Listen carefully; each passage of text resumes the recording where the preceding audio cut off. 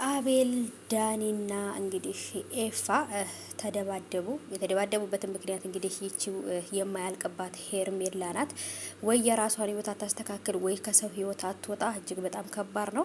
አሰላሙ አለይኩም ወራህመቱላሂ ወበረካቱ። ሰላም ሰላም፣ ውድ የተከበራችሁ የቻናሌ ተከታታዮች የኔ ውዶች የኔ ወርቆች እንዴት ናችሁ?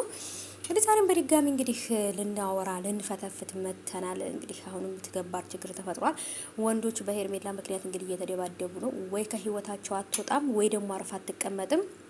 አንድ ጊዜ ትጠፋለች፣ አንድ ጊዜ ትገኛለች። በእሷ ምክንያት እንግዲህ ልጆቹ በጣም እየተበጣበጡ ነው። መጀመሪያ ላይ ዳኒ ነበር የተጠየቀው። አሁንም ደግሞ እንግዲህ ኤፍሬምና ዳኒ አቤልን ጠርተው አናግረውታል። ከደበክበት ቦታ አምጣ፣ አንተና እህቷ ናችሁ ደብቃችሁ ያስቀመጣችኋት። ይሄም ነገር ምንድነው? እኛ ሰላም እንድንሆን ስለማትፈልጉ ነው ይሄን ነገር ያደረጋችሁት። ከተደበቀችበት አውጡ በማለት እንግዲህ እንደውም ምና እየጨፈሩበት ነበር ሁላ። በቃ ሄርሜላ የት ናት ምናምን እያሉ እውነት ግን ጨጓራው ነበር የላጡት ማለት ነው አቤልን። አቤል ራሱ በነገራችን ላይ የሆነ ሽልጥልጥ ታውቃላችሁ አይደል? ሽልጥልጥ ወንድ በቃ ሲሽለጠለጥ እንዴት እንደሚያስጠላኝ ማለት ነው። ወንድ አይሆንም በቃ የሆነ መሽለጥለጥ ይወዳል ከሴት ስር ማለት ነው።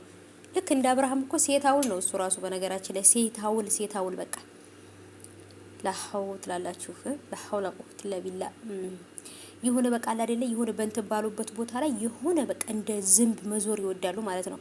አቤልም ደግሞ እንግዲህ ሲዞር አሁን የሄርሜላን እህት ይዟል። አሁን ደግሞ ሄርሜላን ምናምን ይጣላችሁ ያስቀመጣችሁበት አምጡ ምናምን ይላል። ሄርሜላ ማስቲካ ወይ ከረሜላ አይደለችም ወይ ብስኩት አይደለችም። በፌስታል ሰው አንጠልጥሎ ይዟት የሚሄደው ማለት ነው። እሷ ከተደበቀችበት ትውጣና አብርሃምን የተቀየመችው ነገር ተናግራ አብርሃምም ይቅርታ መጠየቅ ካለበት ይቅርታ ጠይቋት ወደ ቤቷ ትመለስ እንጂ በእሷ ምክንያት ሩታንም ሆነ በሩታ ዙሪያ ያሉትን ሰዎች እየጠራችሁ ማመስ አይጠበቅባችሁም ማለት ነው። እናንተ የሩታን እኮ ቤተሰቦች ወይም የሩታን ልጆች እኮ በጣም ነው የሚፈራቸው። በነገራችን ላይ ምንም ከማድረግ እንደማይመለሱ በደንብ ነው የሚያውቁት ማለት ነው።